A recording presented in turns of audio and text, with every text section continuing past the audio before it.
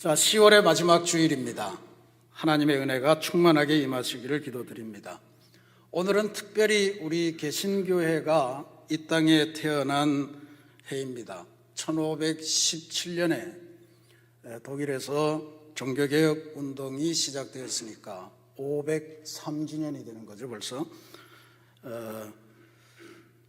그래서 실제로 그 종교개혁 운동으로 인해서 그 당시는 세상이 새롭게 변하던 시기였습니다. 지리상의 발견이 생기고 금속 활자가 발명이 되고 그러면서 모든 것들이 새롭게 변화되는 와중에 우리 성경이 처음으로 사람들의 일상 언어로 번역이 되기 시작하면서 사람들이 성경을 소유하게 되고 하나님의 말씀을 직접 읽을 수가 있게 된 거예요. 그전에는 사제들이 이야기해주는 대로 그냥 성경을 이해할 수밖에 없었던 시기였습니다.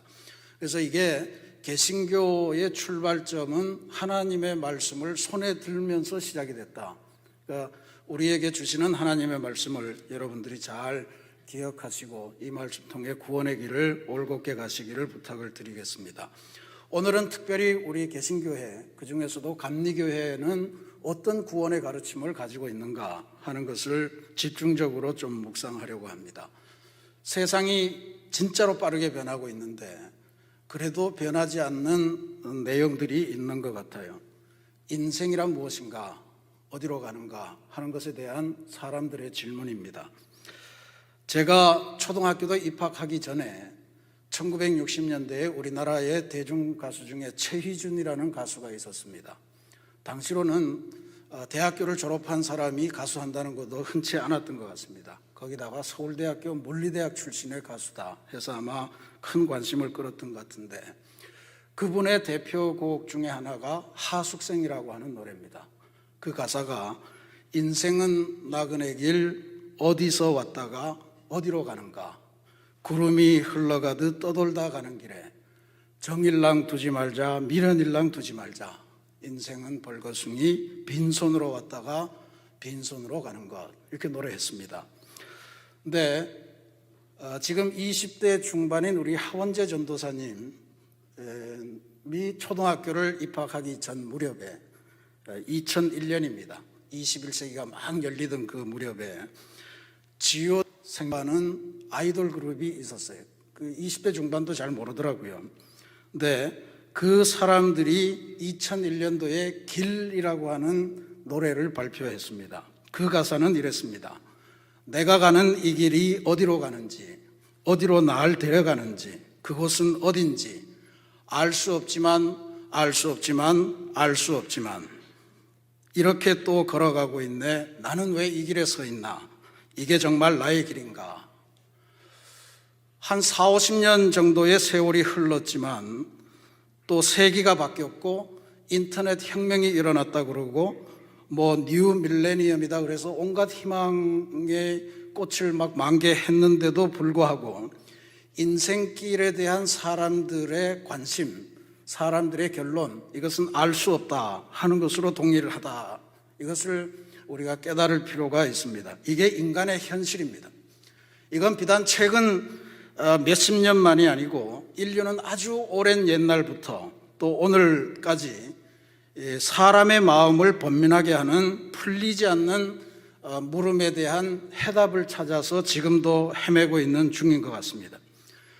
그 질문을 해대고 있는 대상, 해답을 구하려고 하는 대상 중에 대표적인 것이 우리 종교입니다. 역사 이래로 인간들은 종교를 향해서 인간의 궁극적인 운명과 관련한 질문들을 던져왔습니다. 우리 세계의 그 대표적인 종교 기관 중에 한 곳에서 종교를 향해 사람들이 물어왔던 질문을 이렇게 요약해 주었습니다. 인간이란 무엇인가? 인생의 의미와 목적은 무엇인가? 선은 무엇이고 죄는 무엇인가? 왜? 무엇 때문에 인생에는 고통이 가득한가? 참 행복의 길은 어디에 있는가? 죽음은 무엇이고 죽은 뒤의 심판과 보상은 무엇인가? 우리 삶을 에워싸고 있는 궁극의 신비는 무엇인가? 우리는 도대체 어디에서 와서 어디로 가는가? 이게 1960년대의 세계 역사를 정리하면서 정리해 놓은 질문들입니다. 지금 우리는 21세기 중에도 벌써 5분의 1, 20년을 보낸 지점에 서 있죠. 인공지능이 인간의 두뇌를 대체할 수 있을 거라고 믿고 있고, 또 뭐 내용은 잘 모르지만 어마어마하게 변화하고 있다는 뜻의 4차 산업혁명의 거센 파도가 인류를 새로운 곳으로 인도하고 있다고 믿고 있는 이 시대에 인류는 지금도 변함없는 질문을 스스로에게 던지고 있습니다. 삶과 죽음의 문제, 행복과 고통의 문제, 구원과 신비의 수수께끼를 놓고 지금도 수많은 사람들이 밤을 새워가며 번민하고 그리고 고민하고 있는 중입니다. 이건 앞으로도 어떤 과학의 기술이나 혁명이 나와서 지금의 인류가 도저히 상상할 수 없는 또 다른 어떤 단계로 인류가 진입하더라도 이러한 질문들은 사라지지 않을 것으로 보입니다. 그리고 그 질문의 주요한 대상은 우리 종교가 맡게 될 것으로 보입니다. 그러니까 결국 인류의 미래, 인류가 안고 있는 기본적인 어떤 질문, 수수께끼에 대해서 종교의 역할이 참으로 중요하다 하는 것을 깨닫게 되고요. 그런 의미에서 참된 종교가 인류에게 정말로 소중하다 하는 깨달음을 우리가 또한 갖게 됩니다.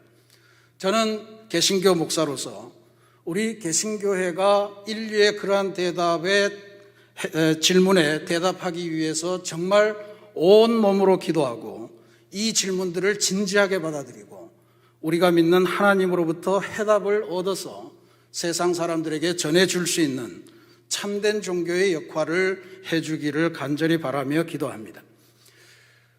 왜 인간은 여전히 끝없이 같은 이런 질문을 할 수밖에 없는 것일까요?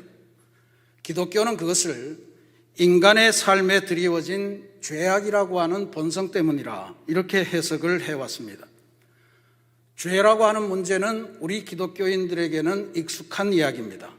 하나님 앞에서 우리는 죄인이다 이런 말을 쉽게 합니다만 그게 무슨 의미인가 하는 것에 대해서 설명해보라 그러면 잘 설명하기는 어려운 부분입니다. 이건 우리들의 무지함뿐만 아니고 기독교 안에서도 교파에 따라서 신학자에 따라서 목회자에 따라서 죄에 대한 규정이 너무나도 다양하고 천차만별이기 때문이기도 합니다. 어렵습니다.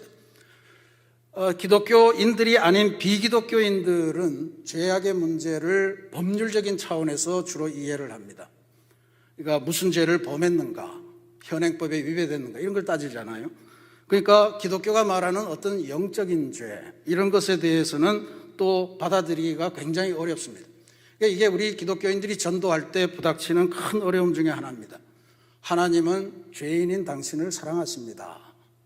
그럼 금방 사랑한다는 이야기에 감동받기보다는 내가 왜 죄인이야 이러면서 반발합니다. 내가 무슨 죄를 졌다고, 네가 나를 뭘 안다고 나를 죄인이라고 그래 이러면서 덤비죠. 싸움 나기 십상입니다. 그래서 이게 참으로 어려운데 오늘 저는 여러분들과 더불어서 우리 감리교회가 갖고 있는 죄에 대한 이해 그리고 죄로부터 벗어나서 구원에 이르는 길을 짧은 시간이나마 함께 살펴보려고 합니다. 먼저 우리가 죄라고 생각할 때 이것을 무슨 살인죄, 간음죄, 사기죄, 도둑질 이런 행위로만 파악하시면 곤란합니다. 우리 인생이 가지고 있는 연약함이나 한계 이것을 죄로 생각을 해보시면 한결 이해하기가 쉽습니다. 기독교는 천주교와 개신교를 막론하고 전부 다가 모든 인류가 아담과 하와가 에덴 동산에서 범한 그 죄를 유전적으로 물려받고 있다 이렇게 이해를 합니다. 이거를 기독교에서 원죄라고 이야기를 하죠. 원래부터 있었던 나하고는 상관없지만 내가 물려받은 죄 이런 뜻입니다. 근데 기독교에서는 이 원죄의 핵심을 사람이 사악하다 이런 이야기 찾지 않고 에덴 동산에서는 하나님과 인간이 결합되어 있었는데 하나로 연결되어 있었는데 에덴 동산에서 쫓겨난 다음에 범죄한 이후에는 하나님과 인간이 분리되었다. 하나님과 인간을 연결하는 끈이 끊어졌다. 이렇게 이해를 합니다. 하나님과 하나 되었을 때 인간은 창조된 모습 그대로 행복과 최고의 평안과 가치를 누리면서 살도록 지음을 받았는데, 하나님과 분리된 이후로 인간에게 생겨난 결정적인 감정은 불안과 공포이다, 이렇게 해석을 하죠. 이건 많은 철학 유파들이 그렇게 또 이해를 합니다. 살아가는 미래가 불안하고요, 앞으로 죽음이 다가올 것에 대해서 공포심을 가지고 있는 것이 우리의 현실입니다. 원래 하나님께서 창조하신 인간은 우리가 상상하는 것보다 훨씬 더 좋은, 어떤 상상을 하더라도 그보다 더 좋은 최대의 행복을 누리게끔 그렇게 창조되었습니다. 그런데 이 원죄로 말미암아서 그런 행복을 누릴 가능성이 우리에게서 사라져버린 것입니다. 기독교가 이해하는 죄는 바로 이러한 의미입니다. 행복이 가로막힌 것, 평안한 삶이 가로막히는 것, 하나님께서 창조하신 목적대로 살아야 되는데 그게 안 되는 거예요. 아무리 노력을 해도 그게 안 됩니다. 하나님과 분리되었기 때문에 생겨난 현상이라고 이해를 합니다. 그러니까 뭘 해도 일시적인 행복감은 맛볼 수 있지만 곧바로 이어서 이 행복이 언제나 깨어지지 않을까 하는 또 다른 불안과 공포에 시달리게 됩니다. 인생을 한번 생각해 보면 우리가 애쓰고 노력하고 하는 것은 사실은 이런 불안과 죽음의 공포로부터 벗어나기 위한 우리들의 몸부림이라고 하는 것을 또한 깨닫게 됩니다. 사는 것이 불안하니까 남들보다 조금 편하게 가야 되겠다, 좀 좋은 자리를 가야 되겠다 해서 공부를 열심히 하게 됩니다. 또 저금도 하게 되고요, 보험도 들게 되고, 그것만으로는 안 되니까 좀 권력이 있는 사람들을 내 주변에 가까이 두면 좋겠다 해서 유력한 사람을 사귀기 위해서 애쓰고 로비도 하고 그렇습니다.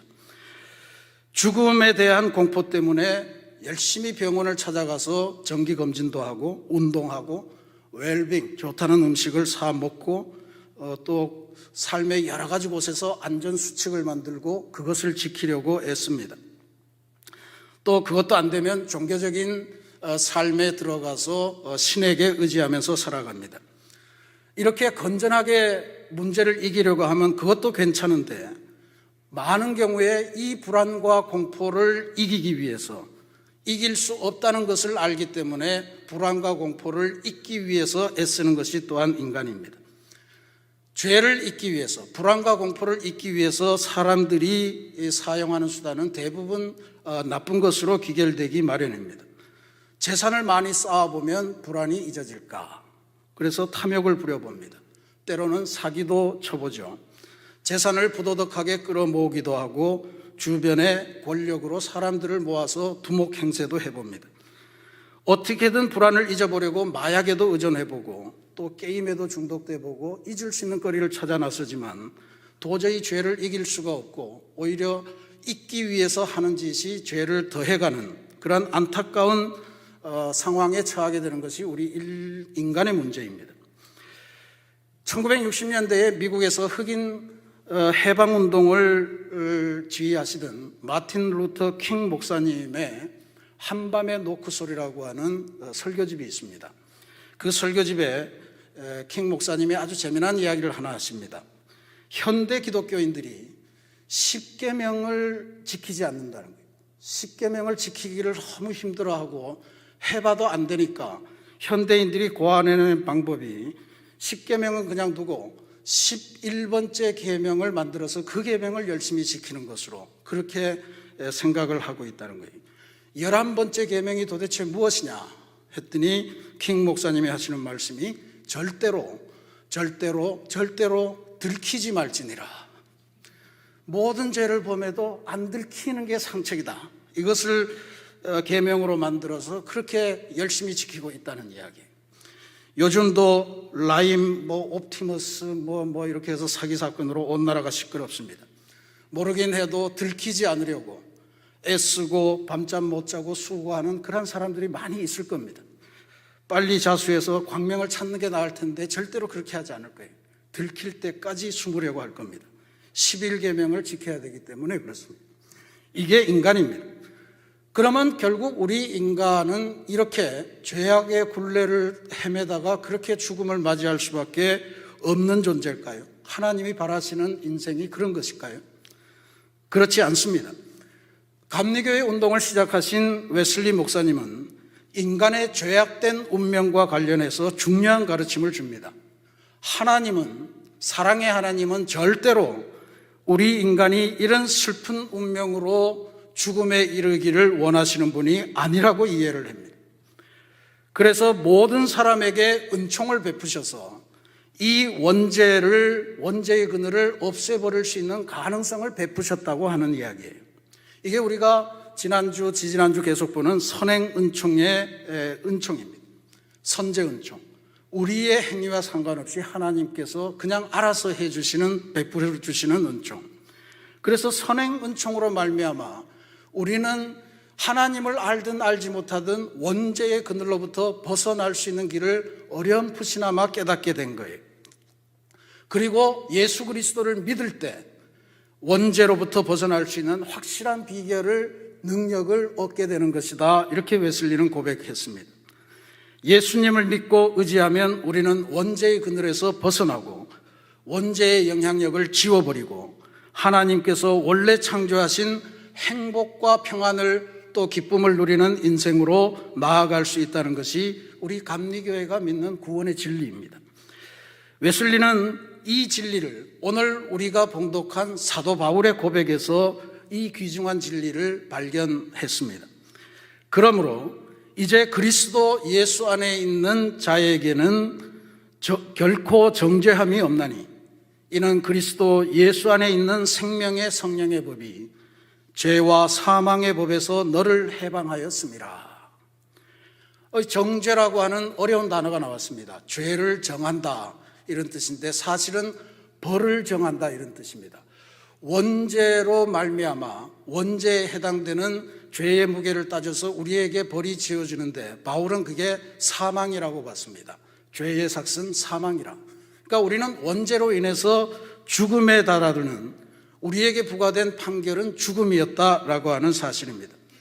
최고의 행복을 누리도록 하나님의 형상을 입고 창조되었는데 행복을 누리기는커녕 매 순간 사는 것에 대한 불안, 죽음에 대한 공포에 시달리는 삶을 살아가야 되는 것이 우리 인생이 되었습니다. 자고 깨면 또 하루에 대한 불안이 시시각각으로 엄습하고 죽음으로 모든 것이 사라지고 모든 것과 끊어져 버리는 것에 대한 공포가 우리의 삶을 계속해서 뒤엎고 있습니다. 그런데 예수 그리스도께서 나타나셨다는 겁니다. 예수님께서 불안과 공포에 휩싸여 죽음을 향해 가는 우리 인류의 길을 막고 새로운 길로 인도해 주신다는 것입니다. 그리스도 예수 안에 있는 생명의 성령의 법이 죄와 사망의 법에서 너를 해방하였습니다. 예수 그리스도께서 십자가에서 자기 생명을 던지심으로 우리가 사망으로 가던 그것이 생명으로 옮겨졌다라고 하는 그러한 선언입니다.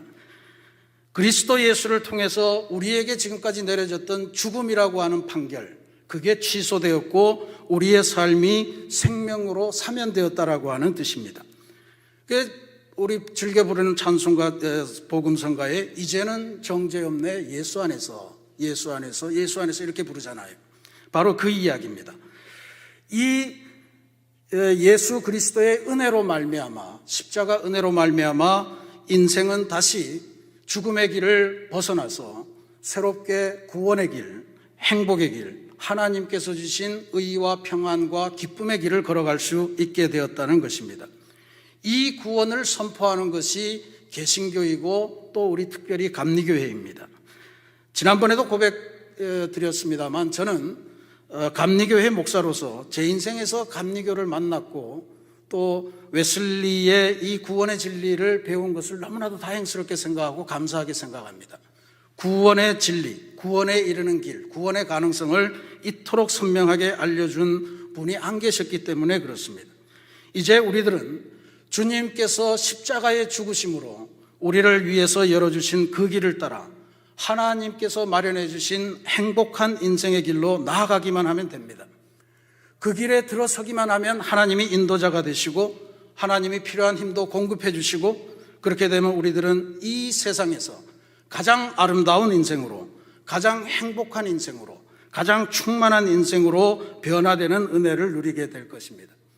웨슬리 목사님은 이것을 그리스도인이 도달할 완전의 상태, 그리스도인의 완전이라고 하는 개념으로 정리를 했습니다. 이 장로교에서는 쉽지 않은 일이에요. 인간의 몸은 타락했고 그래서 구원받을 가능성이 없고 미리 그것도 다 결정돼 버려서 어떻게 해볼 도리가 없다고 믿어요. 근데 감리교는 선행은총으로 원죄가 지워지고 모든 육체가 구원의 가능성을 다 받게 되고 우리가 결단해서 들어오면 우리가 그리스도의 장성한 분량에 이를 때까지 성숙하고 성장해서 죽음의 순간에는 가장 완벽한 인간이 되어 하나님 품에 안기게 된다, 이렇게 믿는 것입니다. 여기 중요한 사실이 하나 더 있습니다. 주님께서 행복한 길, 해방의 길은 은총으로 열어주셨는데 그 길은 주님께서 우리를 위해 대신 걸어주실 수 있는 길이 아닙니다. 우리가 직접 걸어가야 되는 길입니다. 그 길을 걸어가는 사람은 우리 자신이 되어야 된다는 말입니다. 그래서 우리 감리교에서는 하나님의 초대에 대한 인간의 응답이 대단히 소중합니다. 우리가 가지 않으면, 우리가 결단하고 응답하지 않으면 하나님께서 베풀어 주신 선행 은총도 무의미하게 되는 경우가 있습니다. 알렉스 헤일리라고 하는 소설가가 쓴 뿌리라고 하는 흑인 노예들의 삶을 다룬 소설을 기억하시는 분이 많을 겁니다. 그 주인공의 이름 익숙하죠? 쿤타 킨테. 너무 익숙한 이름 아닙니까? 근데 이 흑인 노예들이 아주 오랜 세월 동안의 고난의 세월을 다 지나고 드디어 노예 해방 선언이 이루어지는 전날 밤, 이 사람들이 헛간에 모였습니다. 헛간에 모여서 하는 일이 내일 올 노예 해방 선언에 대한 기쁨 이런 것보다는 고민하기 시작합니다. 야, 이제 내일부터 우리가 어떻게 살아야 되냐? 지금까지는 폭력적인 주인이었지만 그래도 우리가 그날 뭘 해야 되는지, 뭘 먹어야 되는지, 어떻게 살아야 되는지를 다 짜줬는데 이제는 주인이 없어지면 우리 어떻게 살아야 되냐? 차라리 주인집에 그냥 남아있을까? 노예로? 이런 고민을 하고 있는 거예요. 노예 철폐 선언으로 인해서 신부는 자유민이 되었지만 길고 긴 세월 동안 그들의 몸에 새겨진 노예적인 본성은 아직도 살아 숨쉬고 있기 때문에 생겨나는 현상입니다. 웨슬리는 우리의 신앙에도 동일한 현상이 있을 수 있다고 보았습니다. 선행은총으로 또 예수 그리스도의 도우심으로 원죄가 다 사라지고 하나님이 지워주셨지만 우리에게는 여전히 죄를 향해서 경도되는 경향성이 있다고 보았어요. 그래서 원죄를 걷어내고 이제는 하나님 주신 길로 가기만 하면 되는데 자꾸 뒤를 돌아보는 거예요. 자꾸 뒤를 돌아보고 싶은 거예요. 자꾸 이전에 즐기던 그 죄악에 노예된 습성으로 가고 싶어하는 그런 마음을 갖고 있는 거예요. 이 죄에 대한 경향성을 마귀가 스며들어와서 우리를 자꾸 유혹하고 우리를 자기의 지배하에 두려고 애를 쓴다는 거예요. 마귀가 즐겨 사용하는 말이 이런 거라는 말입니다. 하나님께서 열어주신 구원의 길, 그 참 좋은 길이야. 그런데 내일부터가 오늘은 나하고 같이 있어. 이런다는 거예요. 하나님께서 마련해 주신 해방의 길, 은총의 길, 구원의 길, 그 참 좋은 길이야. 그런데 네가 안 가도 다른 누가 갈 거야. 너는 나랑 같이 이 길을 가. 이게 마귀의 유혹이라는 거예요. 절대로 유혹에 빠져서는 안 됩니다. 지금 당장 하나님께서 열어주신 길을 향해서 새로운 삶을 떠나도록 우리들의 패러다임을 전환해야 됩니다. 지금 당장 길 떠나야 됩니다. 내가 직접 해방의 길, 은총의 길을 걸어가도록 우리 스스로 결단하고 그 길을 내 발로 가야 됩니다. 마틴 루터가 종교개혁운동을 시작할 때에 이러합니다. 마틴 루터는 중세 천주교회가 신학적으로 백성들을 잘못 이끄는 내용을 95개조에 달하는 거의 논문 수준의 비판문을 만들고 신학선언을 하면서 저항운동을 시작하려고 하는 참이었습니다. 루터가 가졌던 일생의 가장 큰 관심은 내가 어떻게 내 속에 있는 죄악으로부터 해방되고 하나님 주시는 평안을 누릴 수 있는가 하는 문제였어요. 그래서 끊임없이 제가 생각날 때마다 신부님에게 가서 고해 성사하고 또 와서 하면 또 생각나서 또 가고 막 그랬습니다. 그 주임 신부인 스타우피츠라고 하는 신부가 도대체 루터가 와서 고해 성사하는 것 때문에 도저히 하루 종일 뭘 할 수가 없는 거예요. 나중에 루터한테 루터야 제발 죄 좀 모아다가 한꺼번에 와서 다 이야기해줘라. 너 때문에 살 수가 없다. 이럴 정도로 죄에 대해서 민감했습니다. 그래서 근데 그러한 그 죄에 대해서 이 성경이 분명하게 해결책을 제시해 주는데 천주교가 죄로부터 벗어나는 길을 성도들에게 제대로 가르쳐 주지 않는다는 거예요. 성도들을 속이고 성도들을 이용해서 대형 성당을 짓는 일에 돈이나 벌 생각을 하고 있는 이 현실에 분노해서 저항운동을 진행하려고 한 것입니다. 그런데 그러던 어느 날 마귀가 루터에게 찾아왔다는 거죠. 루터의 고백입니다. 그리고는 커다란 종이 두루마리 하나를 툭 던지면서 그 두루마리를 봤더니 글씨가 빼곡하게 적혀 있었다는 거예요. 마귀가 하는 말이, 봐라, 이게 네가 살면서 일생 동안 저지른 죄의 리스트다. 네가 뭘 개혁한다고 그렇게 나서고 떠들고 그러냐. 가만히 있고 너나 잘해. 이런 이야기를 해줬다는 거예요. 루터가 급격히 의기소침해졌습니다. 포기하고 이제 다시 내 원래 일로 돌아가야 되나 하는 주저함이 생겼다고 합니다. 그런데 기도하는 중에 오늘 우리가 봉독한 로마서의 이 말씀이 귓전에 들려왔다는 거예요. 이제 그리스도 예수 안에 있는 자에게는 결코 정죄함이 없나니, 내 죄가 산더미처럼 두루마리를 온통 다 채울 만큼 그렇게 죄의 리스트가 가득하고 아직도 생생하게 있지만 예수 그리스도의 십자가 보혈로 이 죄는 가려지고 이 죄는 씻겨지고 이제 우리는 새로운 길을 갈 수 있는 자격을 하나님이 부여해 주셨다는 그 확신이 가슴 깊은 곳에서 들려왔다는 겁니다. 그래서 다시 힘을 내서 주님께서 열어주시는 그 어려운 저항의 길을 계속 갈 수 있었나라고 고백합니다. 그 길에서 주님의 손을 잡고 걸어갔기에 종교개혁이라는 대업을 시작할 수 있었고, 그 덕분에 오늘 우리가 개신교회라고 하는 이 땅의 역사를 맛볼 수 있게 된 은혜입니다. 그리스도 예수 안에 있는 생명의 성령의 법이 죄와 사망의 법에서 너를 해방하였습니다. 여러분, 이게 오늘 우리 모두의 고백이요, 우리 모두를 향한 주님의 약속이 되기를 부탁드립니다.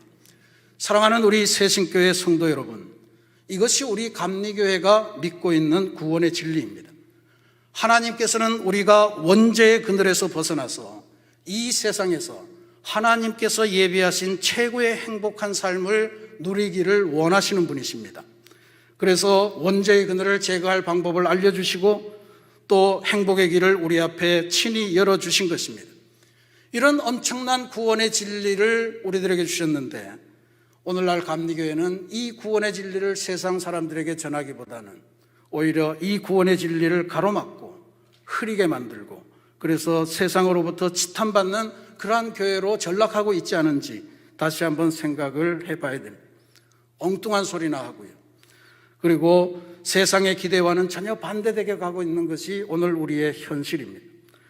감리교회가 감리교회다워지면 이 땅의 역사는 예수 그리스도로 말미암아 새로운 소망의 역사로 변화될 줄로 믿습니다. 이제 우리 그리스도인들부터 죄에 대한 민감한 의식을 갖되 원죄로부터 우리를 벗어나게 해주신 그 예수 그리스도의 은혜를 힘입어 불안과 공포의 삶을 벗어나서 기쁨과 구원과 행복과 평안의 삶을 구가해야 될 줄로 믿습니다. 원죄의식에 사로잡혀서 될 대로 되라고 포기하거나 원죄의식을 덮으려고 더 많은 죄악으로 끌려다니는 그러한 죄악을 범해서는 안 될 겁니다. 사랑으로 역사하는 구원의 믿음, 그것에 의존해서 담대하게 죄악을 부르는 마귀의 세력을 향해 힘차게 외치셔야 됩니다. 이제 그리스도 예수 안에 있는 나에게는 결코 정죄함이 없나니, 이는 그리스도 예수 안에 있는 생명의 성령의 법이 죄와 사망의 법에서 나를 해방하였기 때문이라 하는 이것을 선포하며 이 땅의 모든 역사를 통해서 하나님의 구원이 선포되는 위대한 구원의 전달자가 되는 은혜를 누리시기를 바랍니다. 저는 특별히 우리 감리교회가 그 역할을 우리의 역사를 통해서 해주고 그러한 교회로 거듭나기를 위해서 간절히 기도하고요, 세상을 새롭게 하라는 명령을 부여받고 태어난 우리 새신교회가 그 선두에 있기를 간절히 바랍니다. 우리 새신교회와 교회들이 우리 땅에 있는 사람들에게 하나님의 행복을 전파하고 하나님의 행복의 길로 갈 수 있는 길을 인도해주는 아름답고 성령 충만한 그러한 사명을 온전히 감당하는 복된 인생들이 다 되시기를 주님의 이름으로 축원합니다. 같이 기도하겠습니다.